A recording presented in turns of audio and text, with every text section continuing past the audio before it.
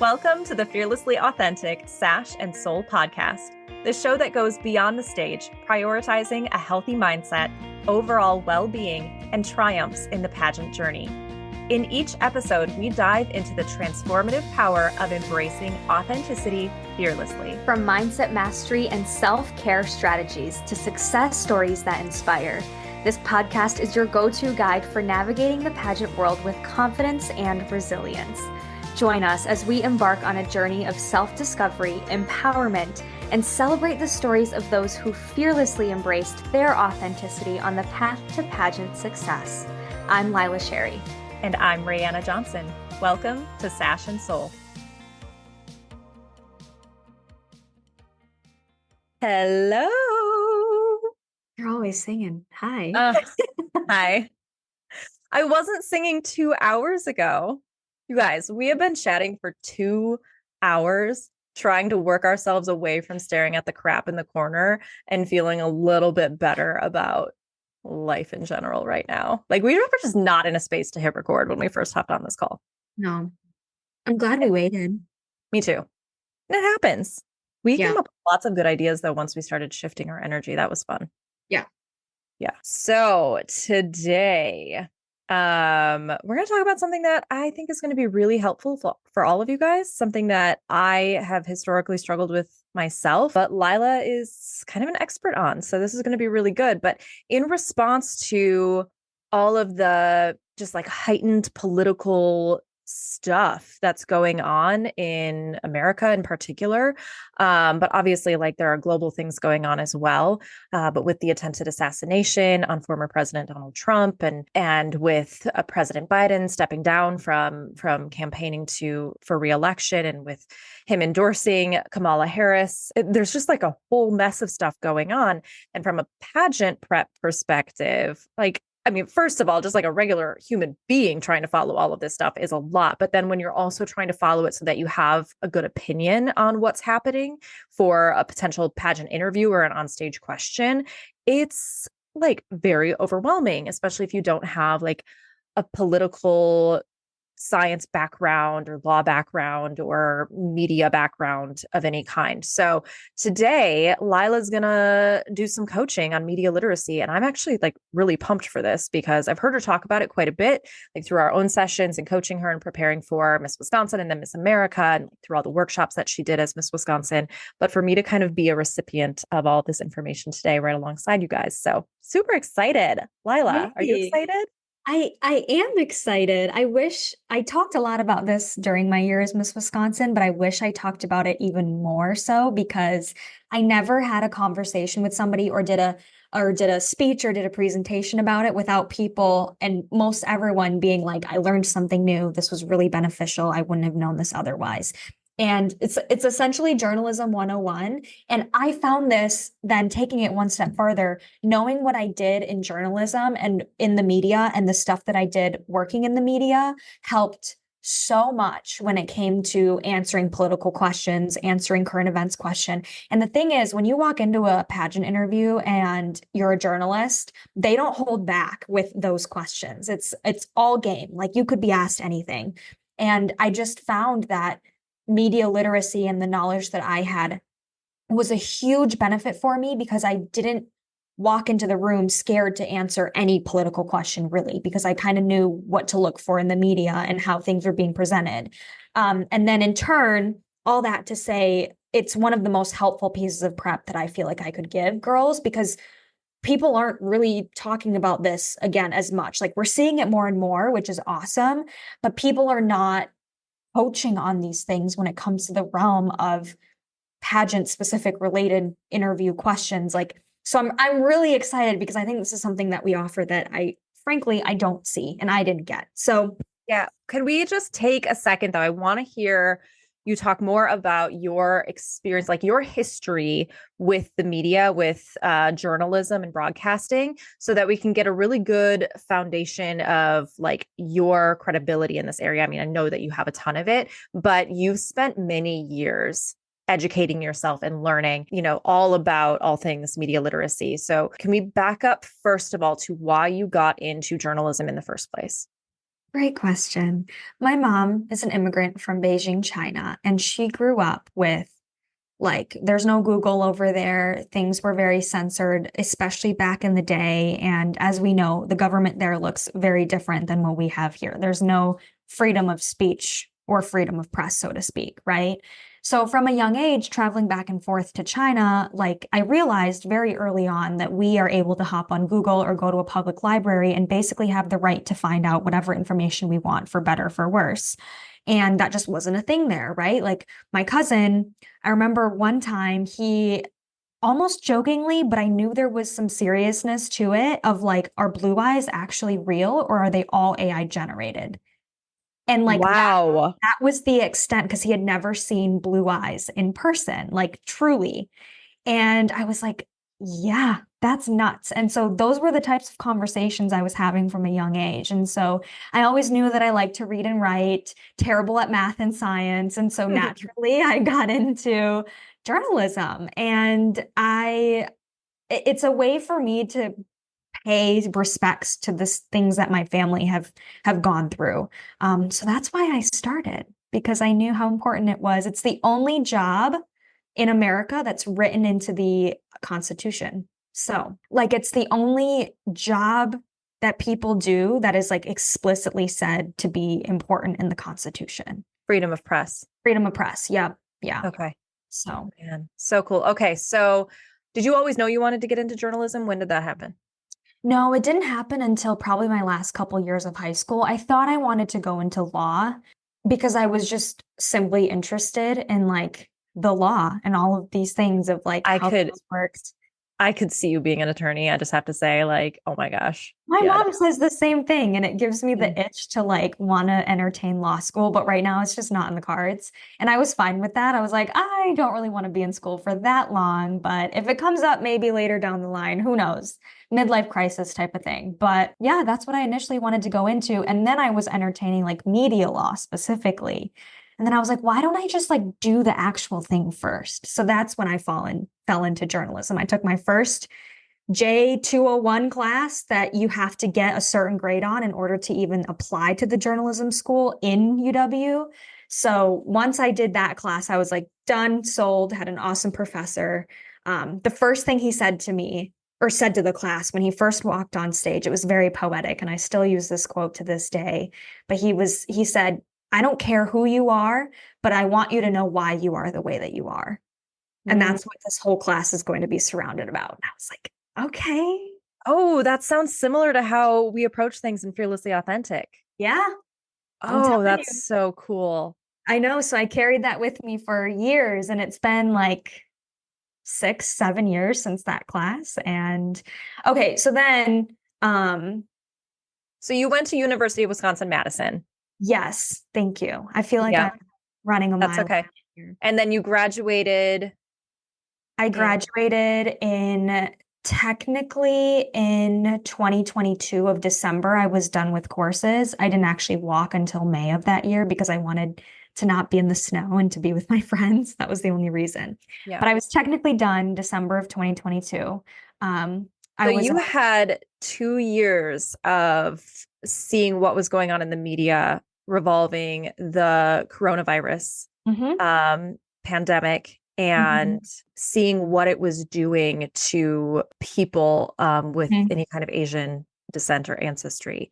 Yeah. So can you talk about Or what? yeah, or just the way that the media portrayed this to people in general. Like aside from Asian American hate that was happening, it just the way that it affected people and how things were being talked about was huge. So a lot of the last 2.5 years of my education, so I was only really in school for 3.5 years, got into the journalism school after a year, which is tooting my own horn a little bit, but the earliest that you could possibly get in. And apparently it sometimes takes people a few tries. So I was really proud Did of you that. go?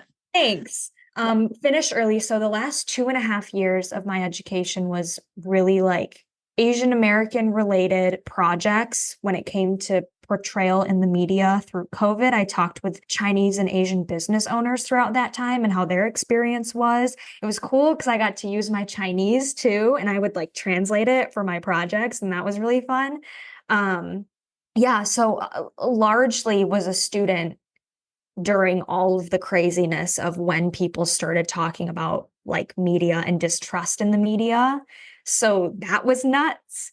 And then immediately from there, I became an associate producer on the back end work of the news a few months after, or no, yeah, a few months after December. So it was like February, March of Mhm. after graduating, became an associate producer, worked there for a few months, became Miss Wisconsin. And then while I was Miss Wisconsin, educating about all of this, which I had already done for a couple years, was then became like an on-air personality reporter, multimedia journalist, whatever you want to call it. And then I was at the station for a total of like almost 2 years, a year and a half, maybe. And now I'm here. So, Yeah. yeah. Okay. So let's dive in to your media literacy training. Essentially, this is kind of a skeleton of what you would talk about in a workshop or even with clients, to help them understand really how to navigate what's going on in the news, what's going on in the world, like where to get that information and like how to process it, what to avoid, that kind of thing. I think, especially just with like, okay, so I have a client that I was recently talking to, about the attempted assassination on former President Donald Trump first. That's what we were talking about first. And she said, well, I honestly, like, I don't really know a ton about it because for my own mental health, I'm kind of trying to avoid like watching the news and all of that stuff. And I was like, look, you got to protect your peace. That's for sure. But you also do, like, when you're putting yourself in a position of a leadership opportunity, such as a local, state, or national title, you do need to know what is going on in the world and have an opinion about it, just as a citizen of this earth. So, but there are ways to do that without causing like emotional stress on yourself. And so I'm hoping that we can dive into that a lot today too. So take it Yeah. away. What's point one, Lila? I have three main points today that, like you said, is kind of the skeleton of what I talk about. Number one, national news is not the best place to get your news from. It's what we see the most often. And so it's easiest to click on or to tune on to. But here's the thing, national news is 24/7 on TV. So when you see your parents, your grandparents, your uncle sitting there watching Fox or CNN 24/7, it's heightened and it can be controversial, or at least the people talking can be extreme and controversial because it's 24/7. So if you think about it, they need viewers to be watching all the time. How do you keep viewers watching? Well, you need something that's going to be heightened and entertaining. So that's a huge part of it. Then, in turn, go to your local sources. And I'm not just saying the local sources in your own community, because obviously, like, the Madison reporters are going to be less able to cover something in Pittsburgh. Go to the local stations in Pittsburgh or in California, San Francisco, or wherever, in Miami for the storms or whatever it is, like specifically, because local journalists dedicate their whole work and craft to the relationships that they're able to build in their community. And they're able to provide value with sources locally that are going to be able to say exactly what they experienced, right? So instead of sitting on national TV constantly, that's going to be heightened and controversial, just go to that specific area that thing is happening and see what the local journalists are doing. And then also just like support your local journalists because we work really hard for like not that much. So really just like support them. And it's going to be less overwhelming because it's not 24/7. There is a time cap to our broadcasts, which then makes us really condense the information in a way that's only showing you what's really important. That's my number one in a nutshell. Spitballing, just go to the local source. And then if you Okay. really can't find anything, national news does have a place and a time. It's nice when things are happening right immediately, right away. But again, just don't sit there for 6 hours watching the same national news station because it's going to be stressful. I want to stick on this point for a little bit. Really quickly, though, can you tell us point two and point three? Yeah. Who are your sources and why or why not are you seeing certain sources? And then number three is social media. Okay. All right. So let's stick with national news versus local news sources for a second. My first question is, why do they why do they operate this way? Why does national, I know you said that like they're 24/7, so they need like viewers all the time and they're looking to like bring like all this exciting stuff, but like, is there a purpose behind that? Like what need does that serve for the viewers to have that ongoing broadcast? Great question. I think it is important because we always want news as quickly as possible as viewers, and that's a value that all journalists have, is how quickly can we do things, and we want to be the first to have things out there. And so national news can be really good for that, is you can constantly have the news that you need when you turn on the TV or whatever it is, at that point in time, and you're not waiting for, say, a newspaper to come out 2 days later, right? So it's really that immediate information that you're getting. And two, I've always thought it was beneficial to have different viewpoints. And so if you do want to hear like the most extreme end of one thing versus another, like you can get that. And so there is a time and place. And not all national news is this controversial. I'm going to give you like sources later in this episode specifically of places that you can go instead of, say, Fox News or CNN. Those are really like the ones that I'm talking about that people tend to move towards. But yeah, so there is a time and place. Like our world would not be the same without national news. They're quick, they're on top of it. A lot of the times they provide some information that they can to the local stations. And so again, there is a time and place for them. The only problem is when you're sitting there 24/7 watching the same national station and you don't turn it off and you don't see anything else. That's when it can be problematic.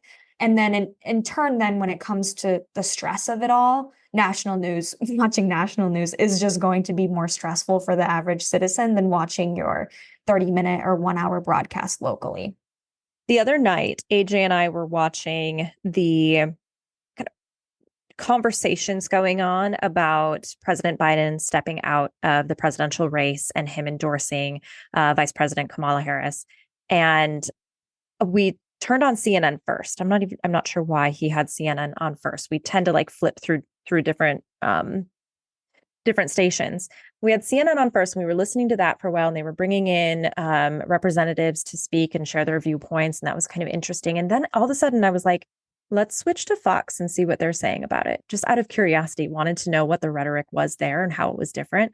So we switched over to Fox. Completely different. It was so fascinating. And I just started thinking, man, when someone chooses to watch one particular program over another consistently, they're getting a lot of very targeted rhetoric. And we know that, right? We've heard that like CNN tends to be more liberal. Fox News tends to be more conservative. It's probably gotten worse over the last decade, especially. But could you touch on that a little bit just for like, is there value in that? And what disservice is that if we are only watching one source? The concept is called echo chamber. I'm digging up all of my school scholarly knowledge from, I don't want to say back in the day, but it's been a few years, and this is actually really fun for me and kind of weird.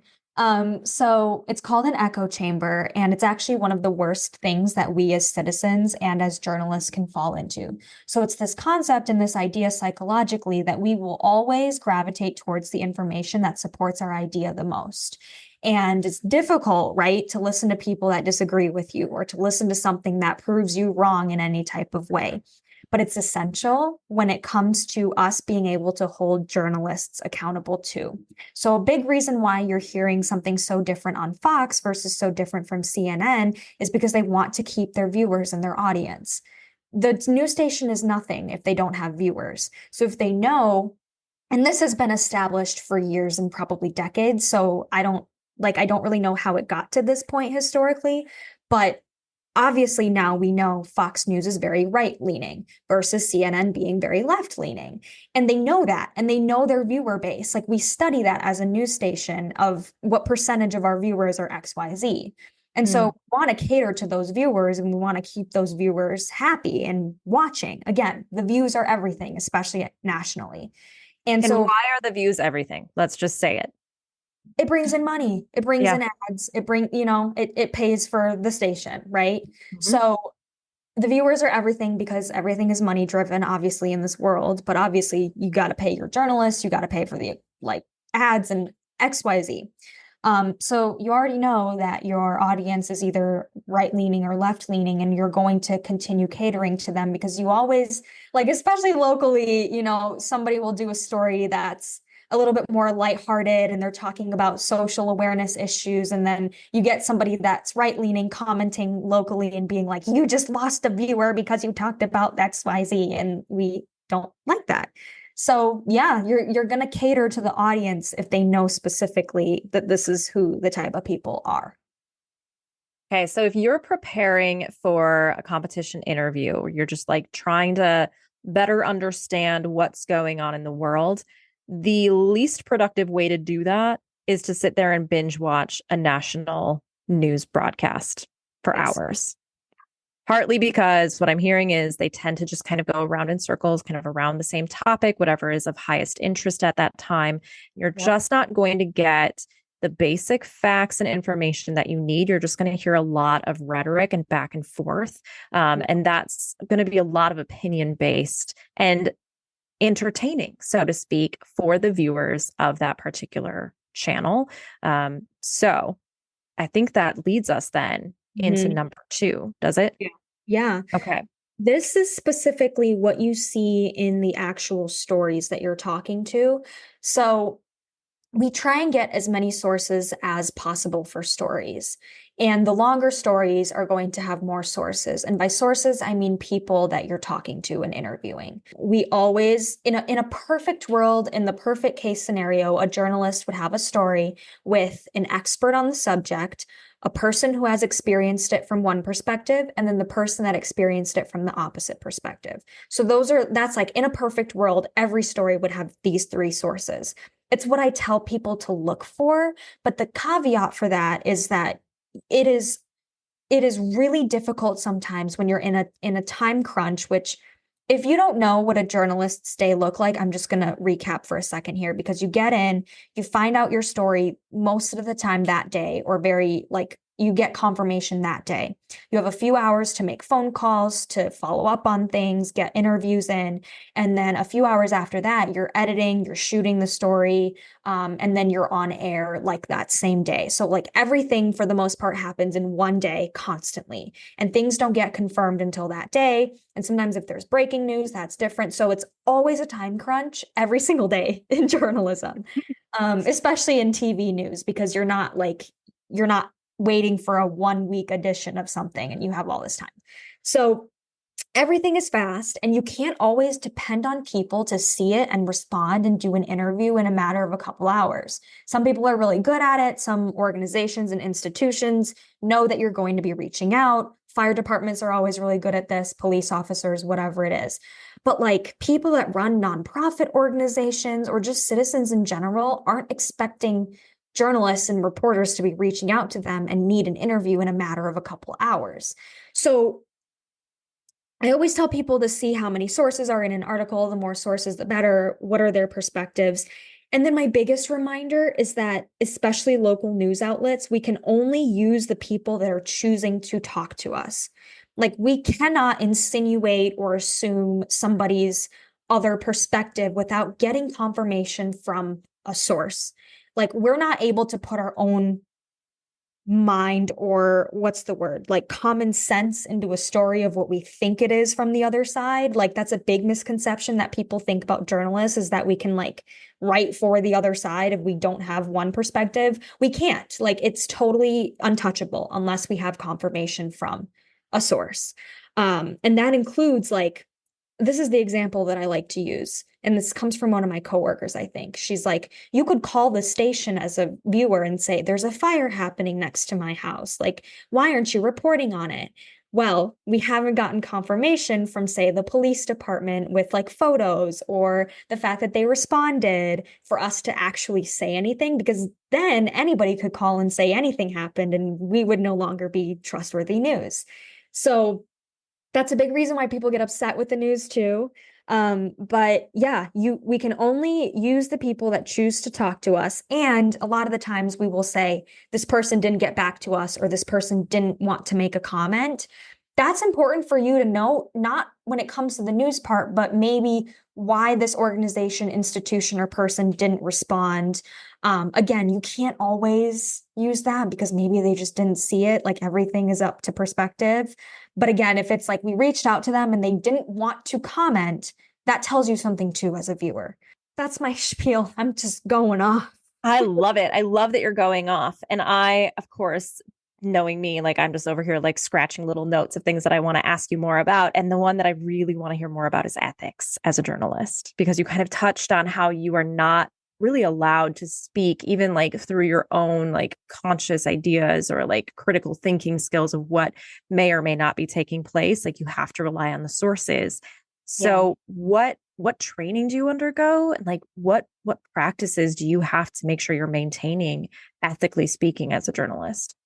Yeah, I remember in school this was really drilled into our heads, and especially at UW because they're so research based. There's like 9 pillars of journalism. I wish I could list them off the top of my head. I can't. Book a consult with me and I'll help you with that. And there's like clear, concise, all of those different things, but there's like 9 pillar values that we're always following. When it comes to ethics, it's really just basic being good human things. Like, well, I mean, we don't use AI. We can't use AI, obviously, to write any of our things. At least at my station, we couldn't. And we had a whole training on that when AI started to come out. And then it's really like, you're not flubbing what anybody's saying. You're taking straight words that they're using. If you'll notice in on TV or in a written article, every journalist should and is taught to say like this person said this, that person said this is from this organization in like every paragraph, every sentence that we say. And we don't use words like they exclaimed, like in a book, or like they were, like, we never say they were disappointed or they felt disappointed. It's like they said they were disappointed. And it's Mm, a very like specific way to narrate what's happening. And obviously, like, we're not, actively endorsing our political views online. It's just constantly keeping up with the fact that like we are simply the witnesses of things and the first count to history. mm. And it, I mean, it's just being a good person at the end of the day Right. too. Right. It's not like just don't like you can't be a slimy journalist and make your boss happy. Like we don't like nobody likes that around here. And a lot of like the slimy journalism that you'll find are with pretty non-credible news sources because you just can't do that in our contracts and things. Like we would get in so much trouble. And people just think that we're like awful and flubbing things and like purposefully leaving stuff out. And it's like, no, it's like stories just are timely and things need to be out for the broadcast and some people just don't respond to us and like it just is what it is. Sometimes you don't even have enough reporters in the newsroom. Sometimes there's 10 stories that we want to do and we have 3 people to do them. So like it all just depends. So Okay, now there's a lot of like responsibility and onus on the viewers and on the readers that are receiving this information as well. And that's I think why there's so much frustration because we want the information easily at our fingertips and don't expect or feel that we should have to do any additional digging and additional research. And we are going to talk about like some tips and tricks, so to speak, for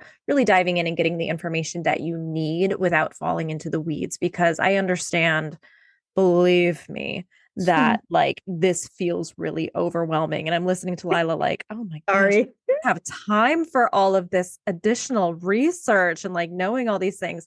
But here's the thing, like, I think it's really great, Lila, that you're giving us like an overview understanding of what's actually going on in the newsroom and what we as viewers and like receivers of this information should be doing. But the next point, number 3, it's such a good segue into social media, because here again in lies our responsibility to vet the resources and information that we're actually receiving. Not to say like, because I think this can happen too, is like I just don't like this information. So I just don't think it's valid. Like, well, that's not what we're saying. Like, That's echo chamber. That's the yeah, concept. got Exactly. it. We Got don't it. want that. Yep. So number three. Number three is I just wrote down stop getting your news off social media or friend circles. And here's the thing, they can be supportive because you get a chance to hear other viewpoints, what other people in your community are saying, what people have experienced. I get that. But again, when it comes to stress and preparing for something like a pageant interview, when you're talking about subjects in the news, it's going to stress you out to be on social media because there's another theory that I don't know the name to, but it's essentially like the most passionate people will always be the loudest, and all of the moderate people in the middle are rarely heard. So, like the ones that feel the most certain type of way about one political candidate on either end is going to be really loud on social media. And you're going to feel like that's the only people that like exist in the context of this problem or these opinions, but the ones that are probably similar to you in the way that you're trying to navigate and figure it out and kind of like be neutral about some things are not going to be the ones that you're seeing on social media. So it can become really stressful when your TikTok page is just full of people talking. Facebook is a big one. Just get off Facebook when it comes to any sort of information. Again, like talking with your friends and getting different perspectives, always important. And like, I will always endorse that, but it's just too much sometimes on social media when we've made it really too much. So I guess this leads me into like, where should we be getting our things from? Because everybody says like, well, it's so easy for me to get information on here. Like, I don't have time to be going to other places. My thing is like, for the time that you're scrolling on social media and seeing all this, you could listen to a podcast episode that goes through like the subjects of the day. So one that I really liked that I used when I was competing or preparing to compete was The Skim. And they have like a daily up to date explanation too on the things that are happening. And I really like it because it gives you like a real person example or like opinion on what somebody might be thinking. Like they break it down as if a family or a friend was talking to you who was very educated. So, and then if you just want straight, hard facts, news nationally too, AP News is going to be the best place that you can go from what I've found and experienced and worked with. Those are my two big things. And then obviously, like I said, your local stations and not just your community local stations, but specifically where something is happening, local station. I also like PolitiFact. Yeah, that's a good one. And then NPR is also pretty good. Mm-hmm. But again, it's up to you as the viewer and your discretion as to what you feel like is nonpartisan, you know? Yeah. So those are my like, whew, I feel like I just ran. But Yeah, that that was was a my marathon. thank you. And I my like actual breaking down breaking news presentations are like an hour and a half long. So Mm. there's a lot more. And it's really fun when people start asking questions and I forget how much I loved it when I got into it in the first place. So this was fun. But anything before we move on to like interview now as a competitor? No, I think that's exactly where we need to get to now that we have kind of this. I feel like we're at the place of like, okay, got all of that, but now what? Mhm. Like, my solution focused brain is like, okay, what do I do with all of this information? And again, like in such a fast moving world, especially if like I remember when I was 17 and I first started competing and I was told that I needed to start reading the newspaper, I was so lost. I did not grow up in a family where we talked about current events at the dinner table, really didn't watch the news with my family. So I wasn't interested in politics or government or history or anything in high school. Like I'm a little bit more intrigued by it now, but back then it was just like not my forte. So having to dive in from like ground zero of no foundational information at all was really, really difficult. So I think it's a good place to go to next. Like, how do we get started and like just get that baseline of information so that we can just kind of keep regularly keeping up with it without overdoing it and overwhelming ourselves with all of this like negative input from worldly affairs. I guess I want to ask you, where have you started with clients before? And then does any of this information like change or has changed?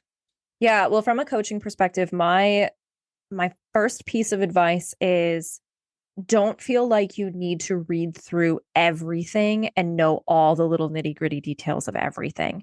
I want you to have a good understanding of the overarching details of what's going on in the world.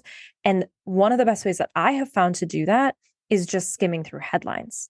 Like maybe you have a news app that has multiple different sources in it. Oftentimes, like Apple News app or even Google News, like they all kind of compile like the same topic and you can click on different articles and different sources within that topic, but you get a pretty good understanding of what's going on today. You can also go into more specified types of news, like depending on your initiative, for example, or what you're going to school for. That that's something to keep an eye on for yourself is if you've got something in your paperwork or something that you're interested in, you're more likely to get asked questions that are related to that. Like Lila was saying earlier, as a journalist, you got a lot more of those hard-hitting questions about media literacy, journalism, right wing and left wing media sources, like all the things that have to do with that. So you had to be more prepared about for those types of questions. So depending on what your personal interests are that are on your paperwork, you want to do a little more digging into like kind of what the daily ins and outs are and the trends are in those areas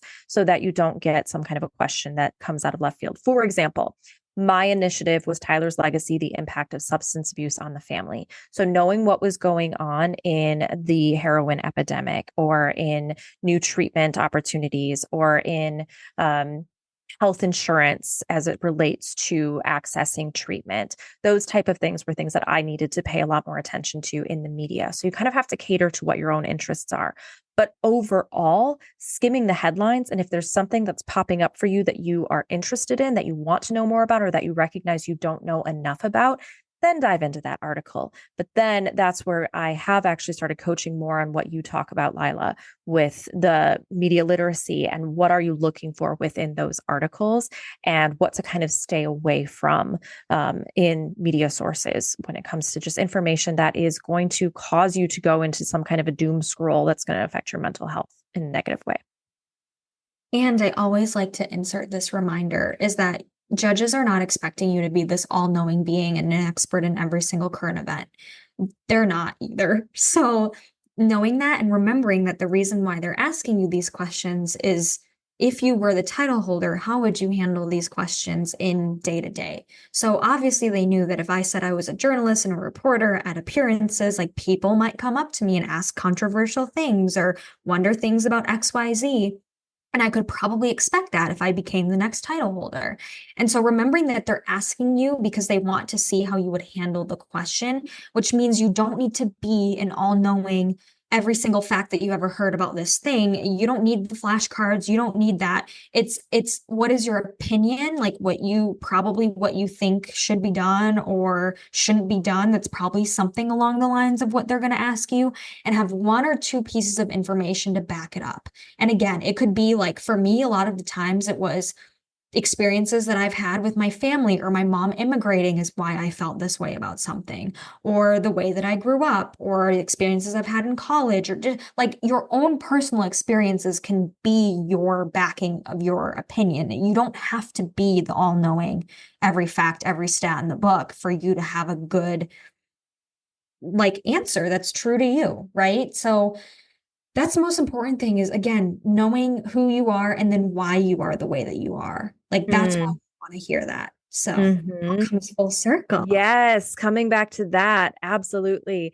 I have a couple of points to follow up on that. Like, number one, I think so much of anxiety going into interview comes from this mindset that interview is supposed to, like, it feels like an exam, like you're being quizzed on this information. So if they ask you something about what's going on in the world, like somehow you have this anxiety that you're supposed to know, like Lila said, be all knowing of all of these issues. But instead, if you get a political based question or a current event question or something that might be controversial, it is an opportunity for you to showcase your character and your personality. So what the judges get from your response is an insight into who you are, not like what you know or your level of intellect on that particular topic. It's not an exam. Mm-hmm. So if we can steer our mindset away from that idea of like there are right or wrong answers in interview and go from this perspective of knowing who you are and expressing that through your answers, staying true to yourself, that's a much more enjoyable experience, not only for you, but also for the judges. It's just a lot more comfortable for everyone involved. So that was my first point. The second point is it can be really easy to fall into the comparison game of looking at other contestants or other title holders that know a lot more about certain topics. For example, in the fam this last year, I had a former law student, and she was kind of our go-to person for talking about all the things that were going on with anything legal in the media. So on Wednesday mornings we would talk about like what in the world's going on in the world. And so we'd all just kind of have some conversations about that and get to share our personal experiences with it and our opinions. And oftentimes she was the one that we would go to with like, can you explain how like the legal system works with this, or like what we should be expecting with the elections this year with all this stuff that's happening with the ballots and blah blah blah blah blah. But what I didn't want to happen, and part of the reason that I exposed the rest of my clients to this was I didn't want anyone to feel intimidated by her knowledge and understanding. The thing is that's the path she took because that's what she was interested in. She went to law school and knew all this stuff about politics and law because she was interested in it. That's great. She didn't go into other pathways that maybe you did. So, a big part of your preparation for interview when it comes to the media and what's going on in the world is learning to understand for yourself and from your own perspective and whatever journey and path you've decided to take, and not compare yourself to somebody that might know a heck of a lot more about something than you do. I don't know really much of anything about immigration and how it feels to be the child of an immigrant in this country because I didn't experience that. But it would not be great for me if I just got mad at myself for that when it's something that I can't control. What I can do is applaud Lila's ability to articulate what she has been through, what she understands about it, and be intrigued and listen and learn. Like that's really all that we can do. I mean, there's a reason that we all have different interests and different backgrounds and different experiences in this world. So lean into that and kind of enjoy that process of life. And that's the beauty of group calls. I always loved that. I think girls get scared of group calls because they think that all of their struggles are going to be aired out. Sometimes it is, and you'll find that a lot of other people struggle with the same thing when you connect. But two, like, yeah, I remember feeling really good when I was able to provide knowledge to all these other girls competing about what they should be looking for in the media. Like at my Mm-hmm. core, I loved doing that anyways. And that was really cool. And I'm glad that was helpful for people when we collaborated. And yeah, like it was cool to hear from somebody who had a lot of political knowledge on something because I didn't really have that. I didn't have that legal experience. And so being able to network and listen to other people is a huge skill. You know what? It's a big skill as a title holder too. All you Mm-hmm. do half the time is listen to people when you're out at appearances and be a good listener. That's something that I said actually. They asked me a question in my Miss Wisconsin interview the year that I had won, and I said something about as much as we talk and hear ourselves talk, I want to be a better listener as a title holder, and that was really important to me. So as you're preparing, we always want to do the mock interviews and we always want to be the like practicing our skills, but sometimes listening and having candid conversation with just people is the best. And so that's why I really appreciated your approach to group calls, and I'm excited to host some of my own. I So, know. Well, it's so crazy because I started off just doing one-on-ones and I had a coach that was encouraging me to do groups because of like so much value that could be provided. And I was like, gosh, I just don't think my clients would want to do that. And now it's one of my favorite things to do is these group calls and to see the relationships that are built. Like you've seen it now too, Lila, is like on social media when members of the fam from different states like get to run into each other at things and like the relationships that were formed. Just yeah. so cool. It's But like yeah, I think go ahead. Sorry, I was gonna say it's like when you run into, if you're in a sorority, I see girls like this, like any generation, and you're like part of this specific group and you just immediately have this connection because of it. It's like it's kind of like that, but Yeah, well, I mean, that's why we call it the fam. It's like a family. Like it's a fearlessly authentic mastermind, but it's a fam. So love it. It's really good.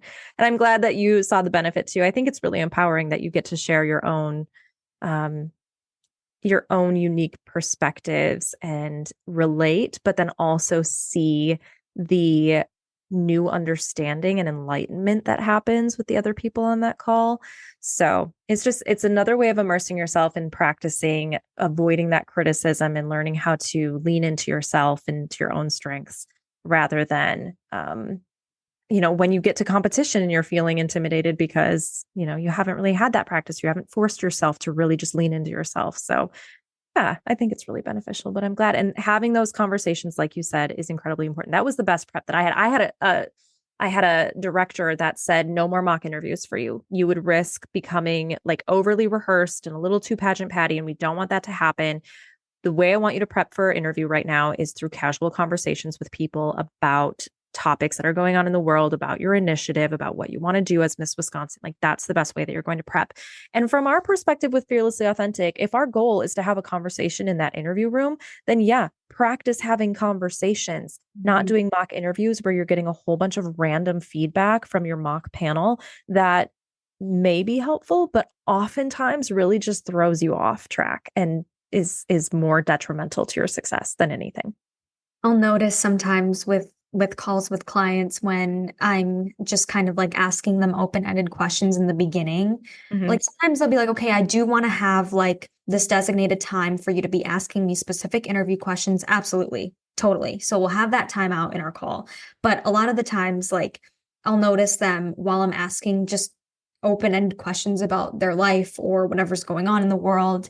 And then you can almost tell that they're like trying to race to the finish line for you to Mm-hmm. start asking them questions. And Yep. you're like, no, like you don't you don't realize that this is the prep right now too. Like you're getting this prep unconsciously that I'm doing with you before we get to like the um what's the word? Like the structured interview part where you practice your intro and then whatever it is. So And the skills, the speaking skills that go along with it, like you have to have that baseline of understanding.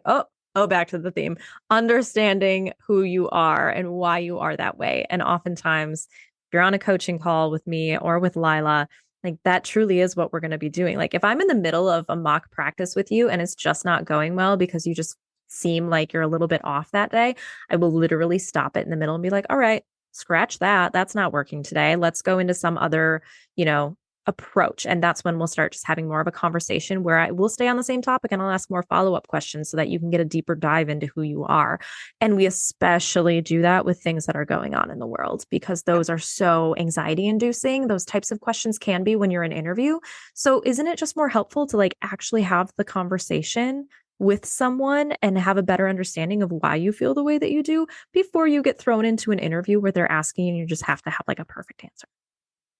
and it's so much less stressful to do it with somebody you appreciate and respect and Mm-hmm. not on social media, not on Facebook. Yes, exactly. Turns you off from it completely. Well, that's the fun too for me as a coach. Like the challenge can be I could have a completely opposite political opinion from my clients.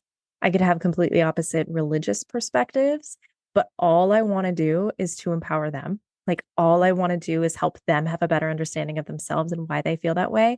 I'm not interested in changing anyone's morals or values or like opinions about things. I am interested in helping them be more well-rounded. But I learned a ton from my clients too. So it's just it's so fun. It's so fun. It's so good. And that's all. I feel like that's all I got. Yeah. I mean, we ironed that out pretty well. So, okay, recap really quick. The 3 points of media literacy. Go for it.